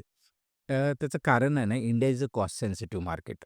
मला वाटतं हे जर बंद करायचं असेल तर गव्हर्नमेंट इन्फ्रास्ट्रक्चर वाढलं पाहिजे. इंडियामध्ये आपल्याकडे ना आपण इतकं कॉस्ट सेन्सिटिव्ह आहे, की जर टेस्ट केली आणि रिपोर्ट नॉर्मल आले तर लोकांना वाईट वाटते, आनंद होत नाही. म्हणजे लोकांना असा असं एक्सपिरियन्स आहे. की तर लोकांना ऑलरेडी टेस्ट केली काहीच नाही निघालं. राइट. ते म्हणजे वेस्टर्न कंट्रीजमध्ये ऑफकोर्स हा माइंडसेट बदलायला पाहिजे. हां, मग तो माइंडसेट बदलणं कारण it's a cost sensitive market. कुठेतरी खुश व्हायला पाहिजे ना. वाह! मी हेल्थ चेकअप केलं, मला काहीच निघालं. I am totally healthy. They feel की पैसे वाया गेले. ते तुम्हाला बोलतात का डॉक्टर आमचं काहीच नाही आलं, कसं काय? तुम्ही होत कशासाठी टेस्ट लिहून होतं, दिल्या? होतं. कॉमन आहे. असं होतं का? 100% होतं असं. बोलतात बरोबर. पेशंट असं? नाही म्हणजे त्यांना काहीच नाही आलं. म्हणजे त्यांच्या त्या बोलण्यामध्ये त्यांना वाईट वाटतं, की सर काहीच नाही आलं. मग ऑफकोर्स काउन्सिलिंग केलं, बोललं, की दे अंडरस्टँड. ओके, नाही आपलंच चुकलं. काहीच नाही आलं तर आय शुड बी हॅपी. ते काउन्सिलिंगमध्ये होऊन जातं. मग ते नंतर त्यांना पटतं, अरे हां, हां, हां, हां, हे बरं झालं. किंवा त्यांना असं वाटतं, की एखादं काहीतरी मायनर निघालं, जी डेफिशियन्सी जी 100% ट्रीटेबल आहे. त्यांना आनंद वाटतो, की हेल्थ चेकअप मी केलं, माझे पैसे नाहीत वाया गेले. मला ही डेफिशियन्सी आले व्हिटॅमिनची, I will take the medicines, I will be okay. तर बरं. ही थोडे माइंडसेट आहे. तो काही असा लगेच नाही बदलणार. It's a generational mindset. Vitamin deficiency सुद्धा एकदमच आजकाल कॉमन आहे. म्हणजे बऱ्याच आमच्याकडे जेवढे रिपोर्ट आहेत त्यापैकी जो 60-70% लोकांना व्हिटॅमिन डिफिशियन्सी असतेच. Vitamin D particularly. त्याचं कारणच आहे, की आपण आता राहतोय सिटीजमध्ये. कोण सकाळी पहाटे कोवळ्या उन्हामध्ये बसतोय? तर कोवळं ऊन आहे का? पोल्युशन किती आहे? त्यामुळे आय थिंक आपण जितके ऑफिसवाले सगळ्यांमध्ये व्हिटॅमिन डी डेफिशियन्सी आहे, स्पेशली सिटी. तेच तुम्ही गावाकडे बघितलात, की लोकं सकाळी बनियनवरती, बंडीवरती शर्ट घालून ते सकाळी कोवळ्या उन्हात जाणं, कोवळ्या उन्हात सूर्याचं दर्शन घेणं, तर आता ते एकदम ते बंदच झाले. रेअरपेक्षा बंदच झाले. तर ऑफकोर्स डेफिशियन्सी निघणार आहे. I think natural. बरोबर. तर बऱ्याच वेळा व्हिटॅमिन डीची टेस्ट कोणती करायची? यात तर खूप कन्फ्युजन असतं डॉक्टरनं सुद्धा किंवा पेशंटचं सुद्धा. तर तू जनरली कोणते टेस्ट प्रिस्क्राईब करतो व्हिटॅमिन डी साठी? Vitamin D level is adequate. हा म्हणजे डी टोटल बेसिकली, D कारण बऱ्याच वेळा आमच्याकडे पेशंट येतात त्यांना D3 करायचं असतं. D3 करायचं असतं. पण D3 बेसिकली जर आपण एक शॉर्टमध्ये जर बघितलं, vitamin D total is a combination of D2 आणि D3 राईट. येस. सो आपण जर एखादं स्क्रीनिंग करतोय, फर्स्ट टाइमच टेस्ट करतो, तर डी टोटलच करायला पाहिजे. राईट. D3 एकदम रिसर्च पर्पजसाठी किंवा एकदम अनकॉमन डिसीजमध्ये कधी कधी लागतं आपल्याला, कारण D3 is basically active form आणि total is basically our storage form. तर स्टोरेज फॉर्म इम्पॉर्टंट आहे चेक करणं, असं मला वाटतं. तुझं काय ओपिनियन आहे? मी त्याच मताचा आहे की vitamin D total is enough to do. हां, कारण बऱ्याच वेळा ते D3, D2 त्यात कन्फ्युजन होतं आणि मग पेशंट नाही नको नंतरच करतो मग. ते आहे, पण अगेन मला वाटतं त्या कन्फ्युजनपेक्षा कॉस्टवरती डिसिजन ट्रीटमेंटचे खूप राहतात. D3ची कॉस्ट पण वाढते, अननेसेसरी त्याची गरजही नाही आहे. तेव्हा आपण थोडं ॲग्रेसिव्हली हेल्थ पॅकेजेस माझ्या मते करायला पाहिजे. आता हेल्थ पॅकेजेसमध्ये आता रेट म्हणजे ओव्हरऑल कॉस्टिंग पण कमी होते आणि कोणते आता ऑनलाईन पण अवेलेबल आहेत किंवा आमच्याकडे सुद्धा आम्ही हेल्थ पॅकेजेस काही डिझाईन केलेत. त्यामध्ये व्हिटॅमिन डी, व्हिटॅमिन B12 असणारे असे काही पॅकेजेस आहेत. सगळं CBC, LFT, RFT, लिपिड म्हणजे सगळं iron, vitamin D, vitamin B12, thyroid ह्या सगळ्या टेस्ट आम्ही काही पॅकेजेसमध्ये इन्क्लूड केलात. तर ते साधारणतः 3,500च्या पुढे नाही जात. तर 3,500 ₹5,000 अफोर्ड करणं माझ्या मते एवढं डिफिकल्ट नसावं. पण एक जस्ट कॉमेडी सांगतो. मला आजकाल अशी लोकं खूप भेटतायत, की ते हेल्थ पॅकेजेस डिस्काउंटेड असल्यामुळे प्रत्येक 2-3 महिन्याला हेल्थ पॅकेजेस करतायत. वर्षभर त्यांनी हेल्थ पॅकेज केलेलं आहे 4-5 वेळा एका वर्षामध्ये. सगळ्यांमध्ये रिपोर्ट्स एरर आहेत. पण कुठल्याही डॉक्टरला कन्सल्ट केलेलं नाही आहे. तर हा मला म्हणजे लिटरली मी पेशंटला म्हणतो, "मग टेस्ट का केली तुम्ही?" मग तो लूप कंप्लीट होत नाही. टेस्ट करून Exactly. फक्तच ते एक्झॅक्टली. म्हणजे एक पेशंट असा होता माझ्याकडे, की बाबा त्यांनी हेल्थ चेकअप केलं, स्क्रीनिंग केलं, ECGमध्ये त्याच्यात चेंजेस आहेत ब्लॉकेजचे. चांगलं हेल्थ चेकअप करून आलाय, but he has not consulted anyone आणि तो हार्ट अटॅक घेऊन आला आणि जेव्हा मग मागचं बघितलं रिपोर्ट, "अरे, तुझं ECGमध्ये बदल आहेत." "नाही, मला कुणीच नाही सांगितलं." मग सांगायला तू कुणाला भेटलायस? कुणालाच नाही भेटलं. मग हे का केलं? डिस्काउंटेड होतं पॅकेज म्हणून करून टाकलं. तर हे एक इंडियात कॉमन फॅड म्हणू आपण त्याला. सो मला एक सांग अजिंक्य, की आता आपण प्रिव्हेन्शनबद्दल एवढं बोलतोय. तर as a emergency medicine expert म्हणून किंवा ॲज अ फिजिशियन म्हणून तुला काय वाटतं, की एका आयडियल, कारण आपण ऑनलाईन बघतो, की ₹700 90 टेस्ट किंवा ₹1500 व्हॉटेव्हर ते म्हणजे त्याचा पूर्ण बाजारच झालाय तो. पण खरंच जर व्हॅल्यू ॲडिशन करायची असेल, तर एखादा माणूस जर त्याच्या प्रिव्हेन्शनबद्दल सीरियस असेल, तर त्यांनी असं कोणत्या टेस्ट केल्या पाहिजेत, की त्याने तो ॲक्युरेटली डायग्नोज करू शकेल आणि टेस्ट केल्यानंतर त्याने काय केलं पाहिजे? सी आय थिंक ना टेस्टमध्ये जनरलाइज काही करता येणार नाही. म्हणजे म्हणजे असं जर ब्रॉडली सांगायचं असेल, की बाबा ह्या टेस्ट जनरली व्हायला पाहिजे. म्हणजे म्हणजे 1, 2, 3, 4, 5. जसं झालंय ऑफकोर्स पूर्वी जे 50+ होते टेस्ट करायचे, ते आज 30+ किंवा 35+मध्ये सगळ्या तुम्ही केल्या पाहिजेत. आणि टेस्ट करताना महत्त्वाचे कुठले आहेत? जे तुम्हाला सिम्प्टम्स देत नाहीत असे टेस्ट. जसं डायबिटीज तुम्हाला काहीही सिम्प्टम्स देत नाही आणि तुम्ही बाहेरून सांगू शकत नाही. Compulsory mandatory to do test. लोकं हेल्थ चेकअप करतायत, पण ECG विसरतायत. कंपल्सरी ECG लोकांनी ECGच नाही काढलेला. टुडिको माझा एक स्टाफ आहे, गंमत म्हणून सांगतो, त्याचं लग्न होऊन 2 वर्ष झाली. तो असेल 30sमध्ये. त्याला मध्ये पोटात दुखायला लागलं, स्कॅन केला आणि त्याला एक किडनीच नाही असं लक्षात आलं. म्हणजे इमॅजिन तो सोनोग्राफीवरती. सोनोग्राफीवर. मग सोनोग्राफीने अशी नो, नो, नो. त्याला त्रास झाला, अच्छा, त्रास हॉस्पिटलाइज झाला, पोटात दुखायला लागलं, मग सोनोग्राफी केली. म्हणजे 32 वर्ष तो पोटात दुखायची वाट बघत होता आणि मग त्याला कळलं. जर हेच जर त्यानं आधी केलं असतं, ऑफकोर्स त्याची वाईफ शॉकमध्ये आहे, की बाबा अरेंज मॅरेज आम्हाला आधी दाखवलं वगैरे तर नाही ना. तर बऱ्याचशा आजार जे सिम्प्टम्स देत नाहीत, त्याची कंपल्सरी 30s नंतर टेस्ट करणं हे गरजेचं आहे. त्याच्यामध्ये तुमचं ECG आलं, ब्लड प्रेशर लोकं बघत नाहीत. ऑफकोर्स आता ब्लड प्रेशरची मशीन घरी अवेलेबल आहे, इट्स ओके. तुम्हाला नॉट नेसेसरी तुम्हाला कुठल्या हॉस्पिटल क्लिनिकला जायची गरज आहे. पण तुम्ही त्याच्यावर वॉच ठेवू शकता. त्याला आम्ही म्हणतो व्हाईट कॉलर हायपरटेन्शन. काही लोकांना, बरेचसे अशी लोकं आहेत, ते थोडं अँक्शियस असतात आणि हॉस्पिटलमध्ये त्यांचा कायम BP हाय असतो. सो बिफोर स्टार्टिंग मेडिकेशन्स मी त्यांना सांगतो, जेव्हा स्पेशली बॉर्डरलाईन असेल तर त्यांना सांगतो, की तुम्ही घरी मॉनिटरिंग करा. घरी लोकांचा नॉर्मल असतो, अशी काही केसेस असतात. त्याच्याबरोबर सोनोग्राफी करणं. सोनोग्राफी इक्वली इम्पॉर्टंट आहे. बेसिक एकदा तरी फॅटी लिव्हर तुम्हाला सिम्प्टम्स नाही देणार आहे. बरं, हे ब्लड टेस्ट डायग्नोज होऊ शकते. एक्झॅक्टली. अर्ली गोष्टी जितक्या समजतील आणि जे आजार सिम्प्टम्स देत नाहीत, या सगळ्याचं इव्हॅल्युएशन कंपल्सरी आहे. आणि हे करताना तुम्हाला फॅमिली हिस्ट्री कशाची आहे? तुमच्या पॅरेंट्सना काय झालं? तुमच्या पॅरेंट्सना कॅन्सर झालाय, तर कुठला कॅन्सर झालाय? तुमची लाईफस्टाईल कशी आहे? अच्छा, तुम्ही क्रोनिक स्मोकर आहात, तर ऑफकोर्स तुम्ही या गोष्टी कार्डियाक रिलेटेड पहिल्या बघायला पाहिजे. मग तुम्ही 35-40ची बघायची वाट बघायची गरज नाहीये. So based on your lifestyle, based on your atmosphere, based on your family history, everyone should do the testing. पण एक ओव्हरऑल एक कॉम्प्रिहेन्सिव्ह हेल्थ पॅकेज जर आपण म्हटलं, तर त्यात पॅथॉलॉजी, रेडिओलॉजिकल टेस्ट आणि कार्डिओलॉजी टेस्ट ह्या यायला पाहिजे. याबद्दल तुझं काय ओपिनियन आहे? नाही, तेच सांगितलं ना, जसं लोकं ब्लड टेस्ट करतात का ते आता कॉम्पिटिशनमुळं ते कमी कॉस्टमध्ये डिस्काउंटेड अवेलेबल आहेत. हा फक्त ब्लड टेस्ट म्हणजे त्या पण एकदमच एक्झॅक्ट. कॉमन टेस्ट म्हणजे त्यात एक्झॅक्ट. व्हॅल्युएशन काहीच नसतं. म्हणजे ज्या एक्झॅक्ट. मला काही सिम्प्टम आहेत का? किंवा जसं पॅनक्रिया एकदम निग्लेक्टेड असतो. आता आम्ही तर एका पॅकेजमध्ये ना ट्रॉपाइन सीपीकेम्बी सुद्धा ॲड केलं. कारण का माझ्या ऑफिसमध्ये 2 इन्सिडेंट असे घडले. माझे 2 मॅनेजर्स आहेत. सकाळी आले कामावरती, सिम्प्टम काहीच नव्हते. त्यांनी जस्ट त्याला म्हटलं म्हणजे असंच ॲसिडिटी किंवा डिस्कम्फर्ट असंच. त्याला म्हटलं ट्रॉपाय करून घे रे. तर ट्रॉपायचं एकदम म्हणजे हजारमध्ये आलं. अच्छा, मग तो परत गेला हॉस्पिटलला, त्याचं अँजिओग्राफी झाली, अँजिओप्लास्टी झाली आणि तो आज बरा आहे. सो काय हा मेजर ट्रॉपाइन सीपीकेम्बी जर मी समजा करत असेल ॲज अ प्रिव्हेंटिव्ह वर्षातून एकदा. याला थोडंसं अपोज करेन, कारण त्याला सिम्प्टम्स होता ॲसिडिटीचा. ॲसिडिटीला हार्ट अटॅक समजणं आणि हार्ट अटॅकला ॲसिडिटी समजणं हे कॉमन मिस्टेक्स खूप ब्लंडर्स कॉमन होतात. मिस्टेक आहे. तर यालाच अवेअरनेसची गरज आहे. तर जेव्हा लोकांना सिम्प्टम्स कळतील, जेव्हा लोकांना कळेल, की बाबा कधी आपल्याला स्वेटिंग होतंय, अनएक्सप्लेन्ड स्वेटिंग होतंय, इर्रिस्पेक्टिव्ह ऑफ तुम्हाला नाही दुखत आहे छातीत, माझा हातच दुखतोय, तुम्हाला त्याला सिरियसली घेतलं पाहिजे. So cardiac enzyme compulsory I think it's a situation based. प्रिव्हेंटिव्हला मी थोडंसं त्याच्या सहमत नाहीये, की त्याला प्रिव्हेंटिव्ह पॅकेजमध्ये ॲड केलं पाहिजे. हां, बट यू आर राइट, की कॉम्प्रिहेन्सिव्ह पॅकेज पाहिजे. Comprehensive ज्याच्यामध्ये package. आपले ब्लड पॅकेज पाहिजे, ज्याच्यामध्ये पॅथॉलॉजीचे जसं आहे तसं रेडिओलॉजी पाहिजे, ईसीजी पाहिजे. Basic sonography, yes, X-ray, sonography, ECG yes, yes, yes. हे कंपल्सरी बघितलं पाहिजे आणि हे सगळं झाल्यानंतर पुन्हा डॉक्टरला ते दाखवलं गेलं पाहिजे. दाखवलं गेलं पाहिजे. अदरवाईज तो सर्कल कंप्लीट होत नाही.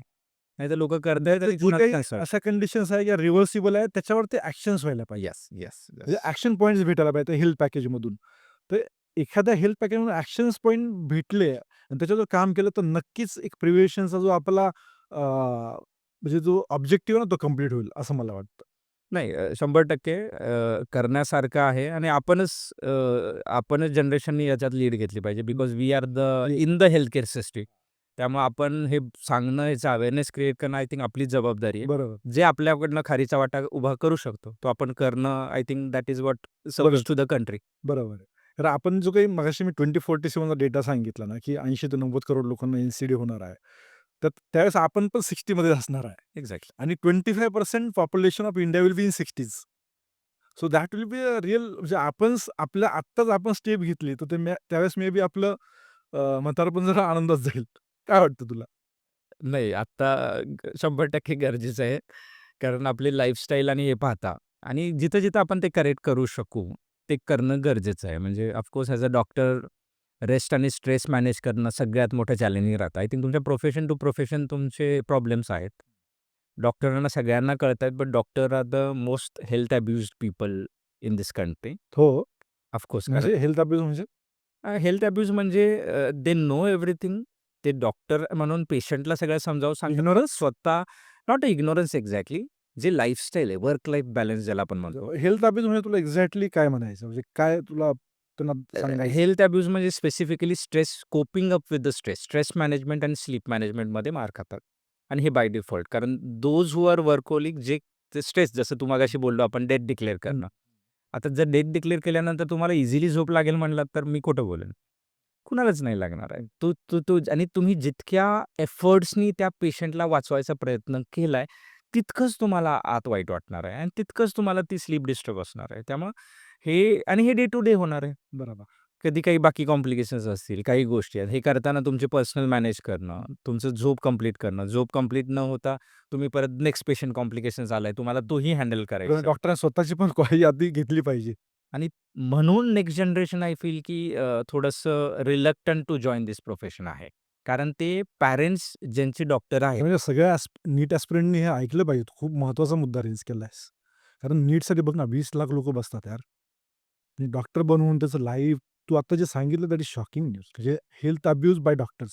नाही, ते आहेत. म्हणून म्हणून जे डॉक्टर बरेचसे they are preferring to go outside. कारण वेस्टर्न कंट्रीजमध्ये काय आहे, तुम्हाला 30 पेशंट बघायचे आहेत, तर दिवसाला 30च बघायचे. 31 हवं उद्या. आपल्याकडे ते करायचं नाही. आज 20 आले तर आज बघायचे आणि 200 आले तरी आज बघायचे. त्यामुळे आजच अशी सिच्युएशन आहे. 24/7 ला काय सिच्युएशन असेल?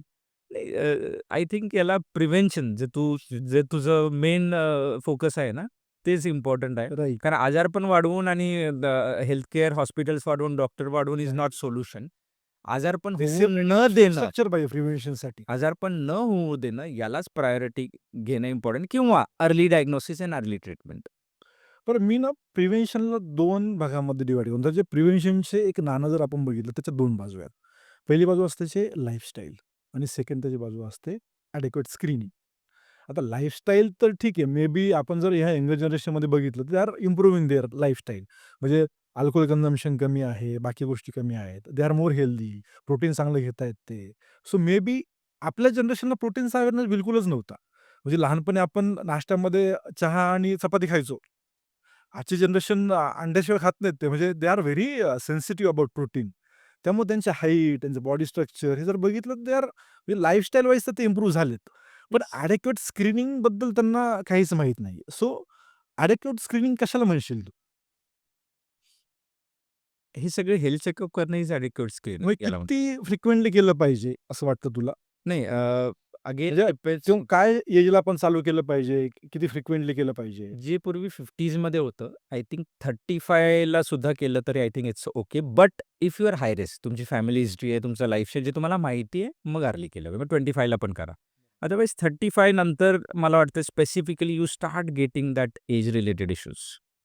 पण आज तू बघितलं ना मागच्या काही दिवसापूर्वी न्यूज ऐकली की 20 वर्षाच्या मुलाला हार्ट अटॅक आला. So what is that? नाही, आता सडन कोलॅप्स असे बरेचसे केसेस आहेत. पण त्याला आपल्याकडे काय होतं, डायरेक्टली हार्ट अटॅक लेबल केला जातो. तो एक्झॅक्टली हार्ट अटॅक होता का? Whether it was aneurysm. तर हे सडन हिस्ट्री ज्या फॅमिलीमध्ये आहे ना, त्यांनी काय हिस्ट्री होती त्यानुसार त्याला स्क्रीन केलं पाहिजे. त्यामुळे 20s नाही, कधी बाय बर्थ आहे. म्हणजे आपण सोनोग्राफीमध्ये ॲनॉमली स्कॅन करतो किंवा हा 2D इको बघतो. सोनोग्राफी प्रेग्नंट असताना हे काय हे स्क्रीनिंगच आहे.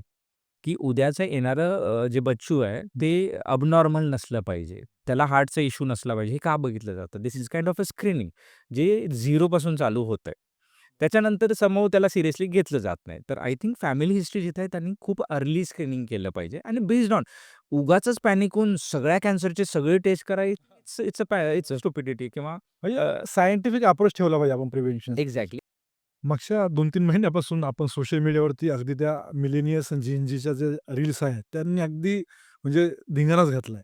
म्हणजे जेन-झी काय करतो, मिलेनियल काय करतो, आपल्या त्या आंदोलनामध्ये दिल्लीमध्ये. तर म्हणजे मागच्या 2-3 महिन्यापासून जेन-झीनी गाजवले पूर्ण. ते जेन-झीसाठी तू काय ॲडवाईस देऊ शकतोस? Health advice? See I think Gen Z is more clever than any other generation. कारण आपल्याला ज्यावेळी काही डाऊट यायचा, त्या डाऊट क्लिअर करायला लायब्ररीमध्ये जाणं, पुस्तक शोधणं, हो. पुस्तकाचा इंडेक्स शोधणं आणि इंडेक्समधून मग ॲन्सर शोधणं. तर त्यांना नॉलेजची कमी नाही आहे. So they are more clever than any other generation.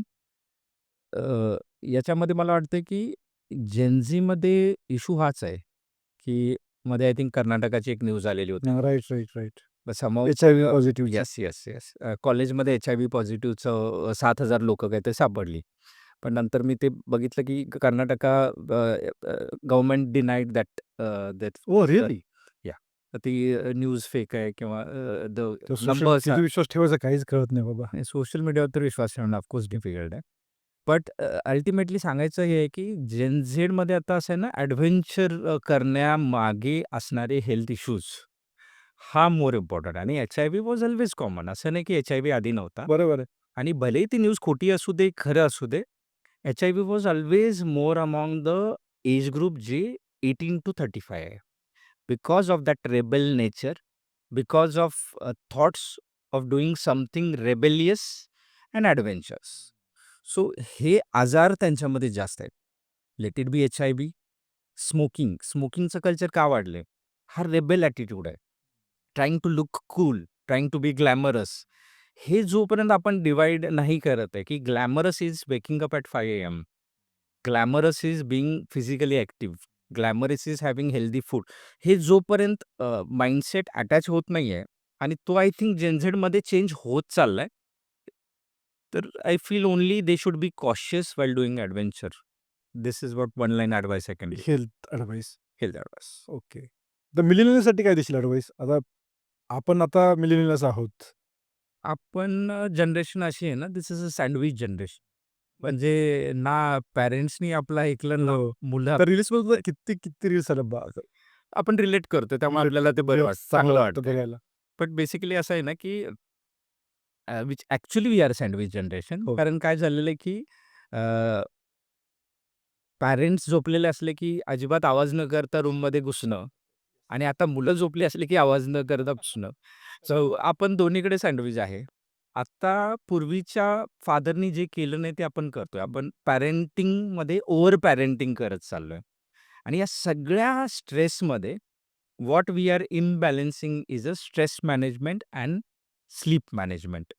आणि याच्या रिलेटेड हेल्थ इश्यूज खूप आहे. म्हणजे इग्नोरिंग स्वतःचं health is more issue right now.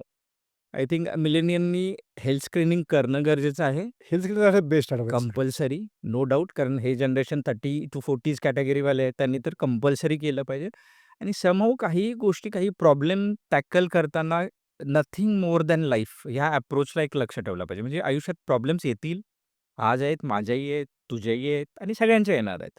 पण त्याला आयुष्याच्या पुढे बघणं आणि कुठेतरी अशा चुका करणं, की जे आयुष्यासाठी आपल्याला कायमस्वरूपी अफेक्ट करतंय, क्वालिटी ऑफ लाईफ आपला अफेक्ट करतंय.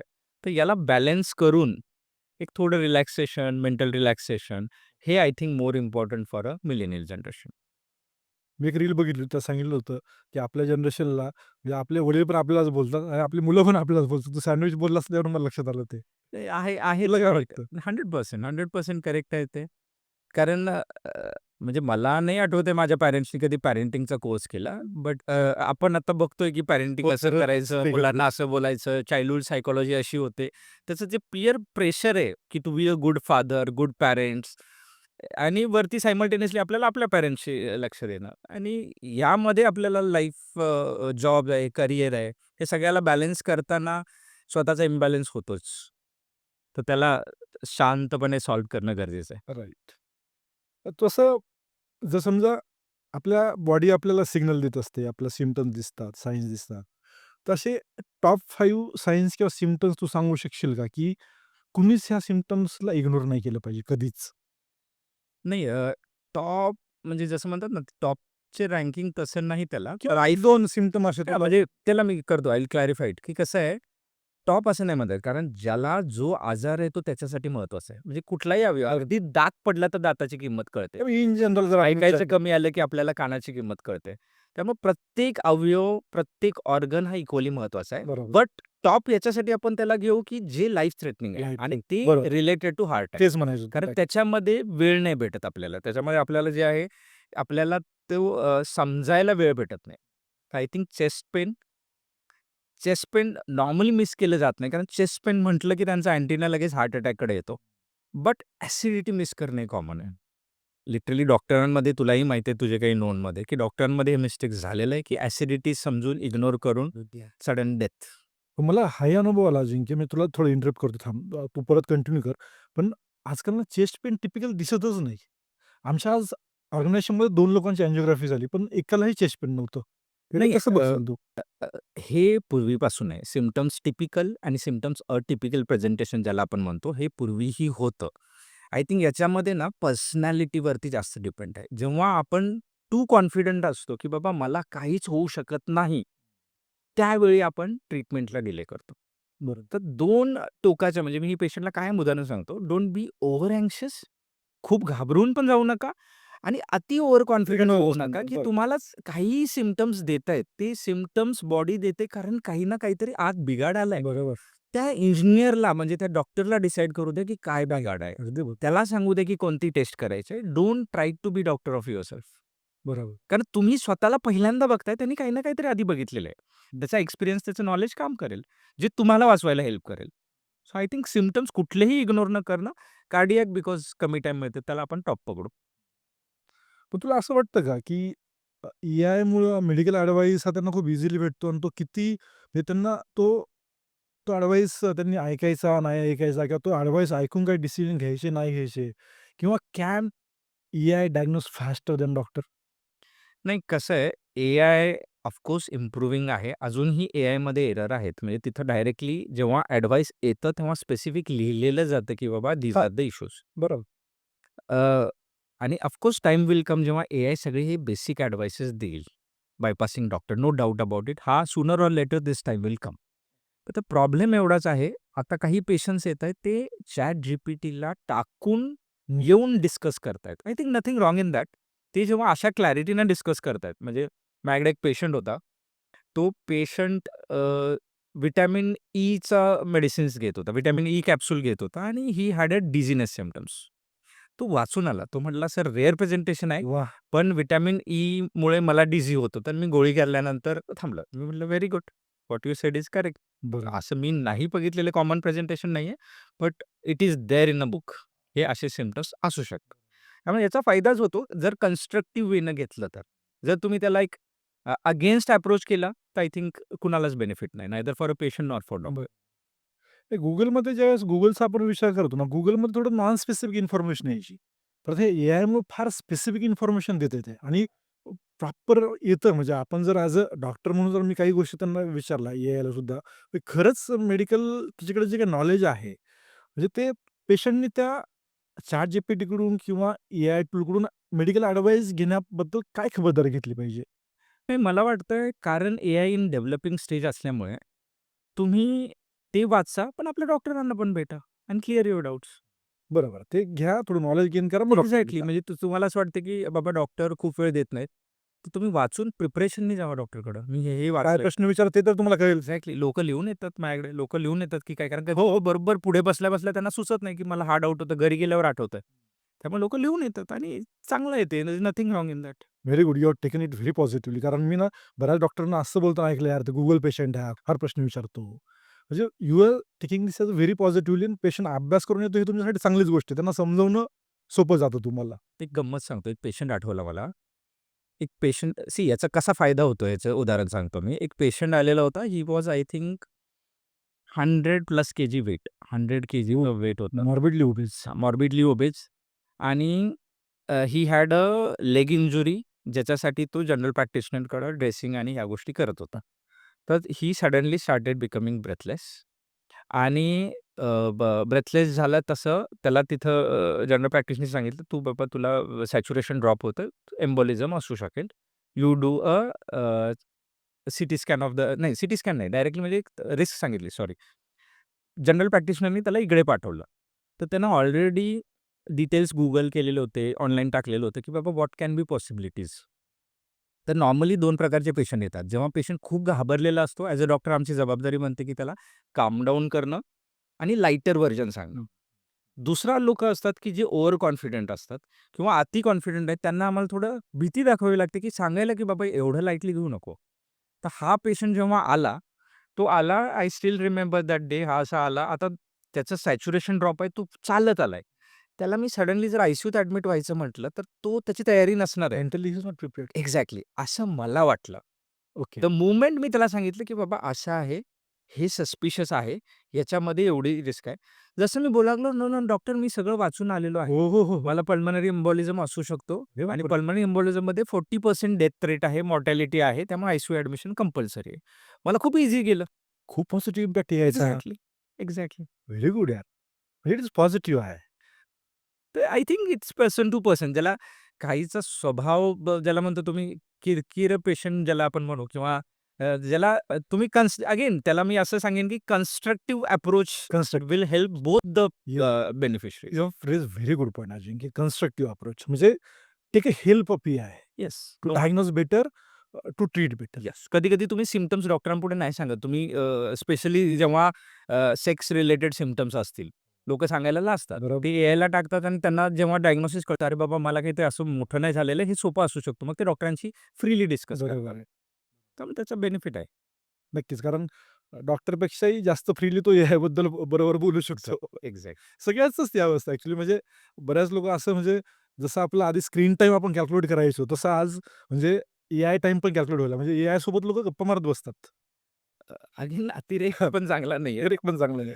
ते जेव्हा काय सांगशील हां. त्याच्याबद्दल तू? नाही, नाही. त्याला चांगलं आहे तुमचे डाउट्स क्लिअर करणे. पण जेव्हा तुम्ही त्याच्याशी इमोशनल अटॅचमेंट व्हायला लागाल, तेव्हा ते काही मूव्हीज पण झालेले आहेत त्याच्यावरती.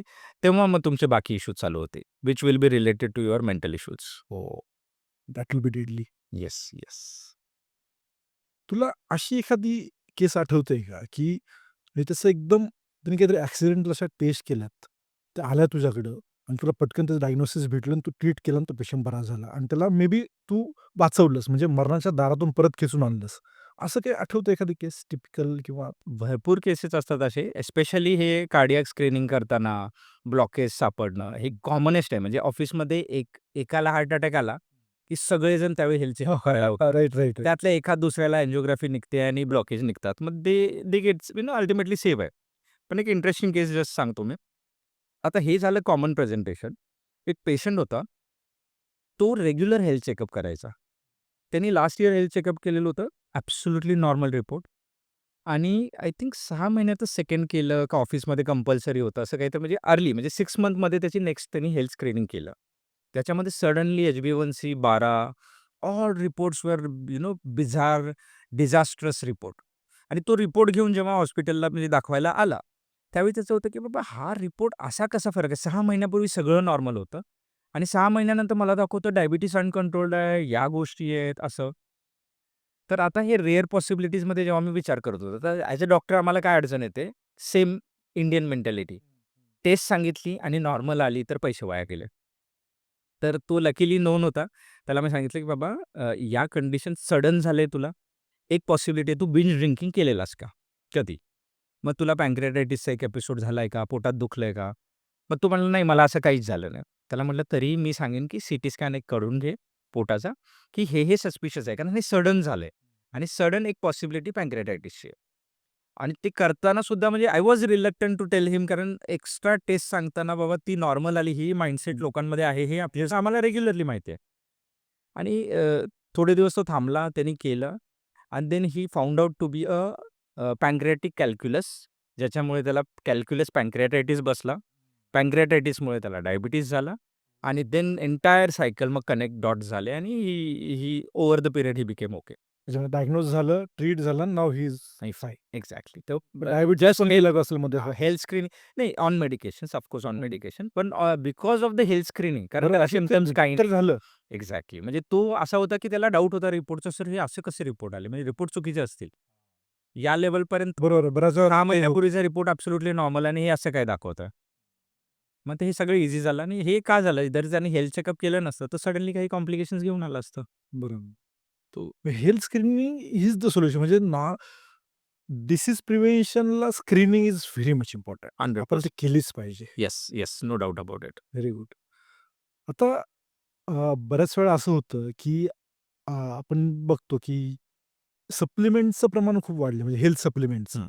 म्हणजे त्यात प्रोटीन तर मी थोडं बाजूलाच ठेवतो, पण जसे विटॅमिन्स किंवा आयर्न किंवा आणखी बऱ्याच जिम गोअर्स बरेच सप्लिमेंट्स घेतात. त्याचं सप्लिमेंटबद्दल काय सांगशील तू? म्हणजे ते घेणंची प्रोसेस काय असली पाहिजे? किंवा काय घेऊ नये, काय घेतलं पाहिजे आणि ते कधी घ्यायचं? याच्याबद्दल काय सांगशील तू? सी काय झालेलं आहे अडल्ट्रेशनचं प्रमाण आता इतकं कॉमन आहे न की आपल्याला काहीच गोष्टी प्युअर भेटतायत का? म्हणजे green leafy vegetable are they genuine? Milk is it genuine? हा डाऊटफुल आहे. याच्यावरती आता आता तर खूपच आता FSSI तुकाराम मुंडे साहेब ॲक्शन हो. घेत आहेत आणि आय थिंक इट्स रिक्वायर्ड. एक मूव्ही पण आलाय त्याच्यावरती द इंडिया स्टोरी म्हणून. हो. येस. तर तो बेसिकली हेच अडल्ट्रेशनचे इश्यूज दाखवतोय आणि हे पहिला बंदच झालं पाहिजे. There is no substitute, there is no other options. पण यामुळे काय झालंय, आपण जे कन्झ्युम करतो ते आपल्याला हेल्थ बेनिफिट देतंय का? हा एक डाऊट प्रत्येकाला राहतो. बरोबर आहे. अगदी आणि त्यामुळे लोकं हेल्थ सप्लिमेंट पॉपअप करतात. याच्यामध्ये अगेन 2 एक्स्ट्रीममध्ये न राहता, अजिबात न घेणं इज नॉट इट गुड आणि सारखं रोज हेल्थ सप्लिमेंट गेल्याचे नॉट गुड. कारण प्रत्येक विटॅमिन्स डेफिशियन्सी आणि एक्सेस हे दोन्ही डेंजरस असतात बरोबर. बॉडीला. एक्सेस सुद्धा बॉडीमध्ये अॅक्युमुलेट होतं. हे लक्षात ठेवलं पाहिजे सगळं. एक्झॅक्टली. त्याच्यामध्ये जर सेफ असेल तर of course you can take a B complex and C because they are water soluble vitamin. It's okay to take in between. Safe to take vitamins rather than entire multivitamin. हे safest आहे.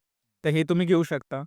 तुम्हाला I think जे आता commonest आहे, vitamin D deficiency are commonest आहे. तर आधेमध्ये ती supplements no harm. So considering your lifestyle, your diet कसं आहे त्यानुसार सप्लिमेंट घ्या. Nothing wrong in that. पण अब्यूज करणं रॉंग आहे ऑफकोर्स. थॉटफुलीच व्हायला पाहिजे, सायंटिफिकलीच व्हायला पाहिजे. Yes, yes. तर तुकाराम मुंडेचा विषय निघाला म्हणून मला जस्ट एक आठवलं. त्यांनी एक खूप चांगला मुद्दा आता रेज केला, तो म्हणजे मायक्रोबियल रेझिस्टन्स, की जो म्हणजे मी फर्स्ट टाइम असं बघितलं एक नॉन मेडिको त्याबद्दल बोलतोय. कारण इंडियामध्ये खूप झपाट्याने वाढतोय अँटीमायक्रोबियल रेझिस्टन्स. सो तो रेझिस्टन्स कशामुळे होतो आणि त्याबद्दल तुझं काय ओपिनियन आहे? नाही, काय झालेलं आहे, लोकं आजही ओव्हर द काउंटर मेडिसिन्स इंडियामध्ये अँटिबायोटिक्स भेटतात. लोकं आजही सर लास्ट टाईम ताप आलेला, हे घेतली औषधं, आता परत ही घेतली, 2 दिवस घेतली, मला बरं वाटतं, मी थांबवली. याला अवेअरनेसशिवाय काही उत्तर नाही आहे. म्हणजे आजही लोकं व्हिटॅमिन्सचा कोर्स कंप्लीट करतात आणि अँटिबायोटिकमध्येच बंद करतात. सो याच्यामध्ये रेझिस्टन्स तर होणारच होणार. बरोबर. त्यामुळं हे मला वाटतंय बेसिकली अवेअरनेस सोडून त्याला काहीच उत्तर नाही आहे. दिस द ओन्ली सोल्युशन. त्याचे रिझन्स कोणते? बेसिकली पहिलं रिझन तर आपलं हेच असतं की इनकम्प्लीट कोर्स. आणखी कोणते रिझन्स असतात का त्याला? हॉस्पिटल ॲक्वायर्ड इन्फेक्शनमध्ये कॉमन आहे. काही बग्स जे रेझिस्टन्स आहेत हॉस्पिटल्समध्ये, if you are not taken a proper infection control care, ती एक पॉसिबिलिटी आहे. आणि मोस्टली मला वाटतं हे consumption of the proper improper course of antibiotics is the main culprit. हा पॉडकास्ट जे बघतायत त्यांच्यासाठी तुझ्याकडून एक हेल्थ ॲडवाईस. हेल्थ ॲडवाईसमध्ये मी सांगेन की don't take your health for the granted. Do screen health checkup करणं गरजेचं आहे. करा. Based on your age, based on your lifestyle, based on your family history. म्हणजे एकाला कॅन्सर झाला म्हणून सगळे कॅन्सरचे टेस्ट करणं किंवा पॅनिकमध्ये नाही मला काहीतरी झालेच. So this is wrong approach. आणि सारखं करणं is wrong approach because I think resources waste करतोय आपण. जसं पाण्याला वेस्ट नाही केलं पाहिजे, तसं हे पण रिसोर्सेस वेस्ट नाही केलं पाहिजे. स्पेशली काही लोकं जे पॅनिकमध्ये हर 3 महिन्याला नॉर्मल रिपोर्ट रिपीट करतात. I think they should sponsor the people who can't afford. That will be better. कारण इंडिया सुधरेल त्याने. थँक्यू डॉक्टर अजिंक्य, प्रिव्हेंटिंग इनमध्ये आल्याबद्दल आणि एक इन्साइटफुल इन्फॉर्मेशन आमच्या सगळ्या प्रेक्षकांना दिल्याबद्दल thank you so much. Thank you for having me. माझ्यासाठी प्रिव्हेंटिंग इन हा फक्त एक पॉडकास्ट नाही, हे एक मिशन आहे. हेल्दी इंडियाचे मिशन, डिसीज फ्री इंडियाचे मिशन. आणि या मिशनमध्ये मला तुमची साथ हवी आहे. हा पॉडकास्ट तुम्हाला आवडला असेल तर लाईक करा, सबस्क्राईब करा आणि शेअर करा. कारण तुमचा एक शेअर कदाचित एखाद्या व्यक्तीला वेळेवर तपासणी करायला, आपली लाईफस्टाईल बदलायला आणि एखादा आजार टाळायला प्रेरणा देऊ शकतो. म्हणून हा पॉडकास्ट फक्त ऐकू नका, तुमच्या फॅमिली आणि फ्रेंड्ससोबत शेअर करा. सबस्क्राईब करून तुम्ही फक्त माझ्या पॉडकास्ट चॅनलचे सबस्क्रायबर होणार नाही, तुम्ही एका प्रिव्हेंटिव्ह हेल्थ मुवमेंटचे भागीदार होणार आहात. चला, आजारावर उपचार करण्यापेक्षा आजार होऊच न देण्याची सुरुवात करूया.